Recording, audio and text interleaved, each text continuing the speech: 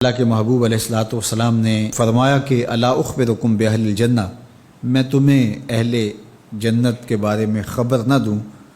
تو پھر ارشاد فرمایا الضعفاء المظلومون، جو مسلمان کمزور ہیں، ظلم و ستم سہتے ہیں، تو آقا کریم نے فرمایا کہ وہ اہل جنت ہیں۔ چونکہ بہت سارے گناہ کا کفارہ ان پر ہونے والے ظلم بن جاتے ہیں۔ اہل ایمان کو دنیا میں جو تکلیفیں پہنچتی ہیں تو ان تکلیفوں کے بدلے میں ان کو اجر دیا جاتا ہے، حتیٰ کہ جو اہل ایمان کے پاؤں میں کانٹا بھی چبھتا ہے اللہ اس کی بھی ان کو جزا عطا کرتا ہے۔ اور ایک حدیث پاک میں آتا ہے کہ اہل بلا کو جو قیامت کے دن اجر و صلہ عطا کیا جائے گا تو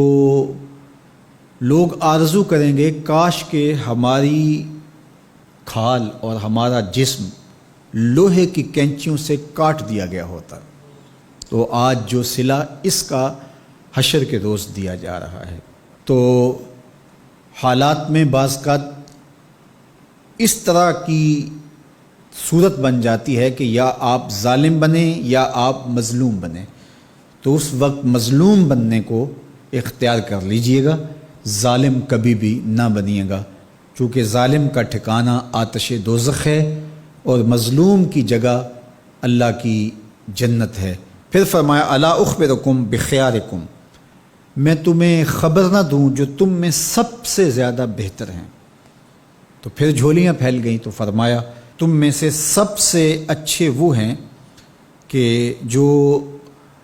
اچھے اخلاق کے حامل ہیں، جن کا خلق اچھا ہے، جن کے رویے خوبصورت ہیں۔ اور پھر آقا کریم علیہ السلام نے فرمایا الا انبئکم بشرارکم، میں تم میں سے جو شریر ترین لوگ ہیں ان کی خبر دوں، السرسارون المتشدقون المتفہقون، یہ وہ لوگ ہیں کہ جب مجلس ہو رہی ہو تو سب لوگوں کو برابر بولنے کا حق ہوتا ہے، اور کچھ لوگ تکبر کی وجہ سے بولتے ہی رہتے ہیں اور وہ سمجھتے ہیں کہ بس مجھے ہی حق ہے بولنے کا، اور وہ کسی کو موقع نہیں دیتے، اور کوئی بولے تو پھر اس کی بات کاٹ کے بولنے لگ جاتے ہیں۔ المتشدقون المتفہقون، یہاں وہ لوگ مراد ہیں کہ جو خام خواہ کا تکلف کرتے ہیں اور زبان کو بل دے دے کے اور منہ بگاڑ بگاڑ کے مشکل لفظ بول کے اصطلاحات بول کے لوگوں پر اپنے علم کا رعب جمانے کے لیے کہ میں بڑا بلیغ ہوں اور بڑا فصیح ہوں، اور اسی طرح کچھ لوگوں کو یہ بڑا ہوتا ہے کہ وہ فرنگی زبانیں جانتے ہیں، تو وہ عام دیہاتی لوگوں کے ساتھ بھی گفتگو کریں تو وہ مشکل سے مشکل الفاظ بولتے ہیں، جبکہ وہ بیچارے تو سادی زبان سمجھنے سے بھی قاصر ہوتے ہیں۔ تو یہ کوئی دانش مندی نہیں ہوتی کہ آپ جو ہے وہ بھاری بھرکم الفاظ بول کر کسی کے اوپر جو ہے وہ رعب جما رہے ہوں، تو یہ بات نہیں ہوتی۔ جب بات کریں آپ تو جس طرح کے لوگ ہوں اس طرح کی بات کی جائے اور اس طرح کی مثالیں ان کو دی جائیں۔ قرآن مجید میں اللہ تعالیٰ نے فرمایا کہ وہ اس بات پہ شرم نہیں اللہ کرتا کہ وہ تمہیں مچھر کی مثال دے۔